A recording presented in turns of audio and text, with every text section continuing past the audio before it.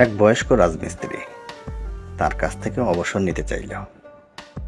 তাই সে তার মালিকের কাছে গিয়ে বলল, বস, আমি বাড়ি বানানোর কাজ থেকে অবসর নিয়ে আমার স্ত্রী ও ছেলে মেয়েদের সাথে সময় কাটাতে চাই। তার মালিক এতে কিছুটা দুঃখ পেল, কারণ সে ছিল সবচেয়ে দক্ষ ও কর্মঠ রাজমিস্ত্রি। সে বলল, ঠিক আছে, তুমি কি চলে যাওয়ার আগে আর মাত্র একটি বাড়ি বানাতে আমাকে সাহায্য করবে? বয়স্ক রাজমিস্ত্রি এই প্রস্তাবে স্বাচ্ছন্দ্যে রাজি হয়ে গেল। কিন্তু কাজ শুরু করার পর দেখা গেল তার মন কাজে ছিল না, এবং সে সব সময় তার অবসরের কথা ভেবে অন্যমনস্ক থাকত। সব সময় সে বাড়ির চিন্তা করত। এই কাজটাই তার জীবনের করা সবচেয়ে খারাপ কাজ হয়ে গেল।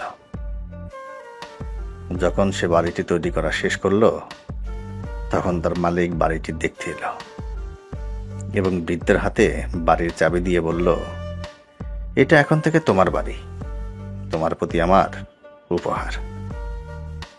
এই কথা শুনে বৃদ্ধ আফসোস করে উঠল। সে মনে মনে ভাবল, হায় হায়, যদি আমি শুধু একবার জানতাম যে আমি আমার নিজের বাড়ি তৈরি করছি, তাহলে এটা আমার জীবনের করা সবচেয়ে ভালো কাজ হতো। বাস্তবে আমরা প্রতিদিন আমাদের জীবনকে এই বাড়ির মতোই তৈরি করে চলছি, কিন্তু আমরা প্রায়ই ভুলে যাই, আর তাই সব কাজে আমাদের বেস্টটার চেয়ে অনেক কম চেষ্টা করি, অনেক কম পরিশ্রমটা দিই। মনে রাখবেন, কাজের মধ্য দিয়েই মানুষের মনুষ্যত্বের বিকাশ ঘটে। নিজের কাজকে ভালোবাসলেই কাজের মধ্যে আনন্দ খুঁজে পাওয়া যায়। যে কাজটি তোমার অসাধ্য তা কখনো চেষ্টা করো না, কারণ এতে আঘাত লাগার সম্ভাবনা থাকে। কোনো একটা কাজের বিষয়ে যত বেশি ভাবা হয়, কাজটা অসম্পূর্ণ থাকার সম্ভাবনা তত বেশি থাকে।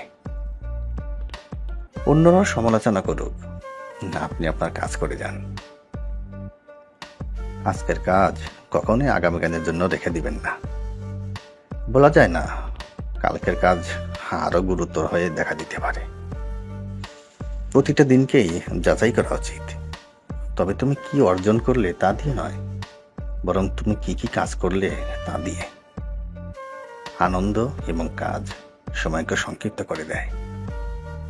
রাতে বিছানায় শুয়ে সারা দিনের করা সকল কাজগুলির কথা একবার মনে মনে ভাবা উচিত।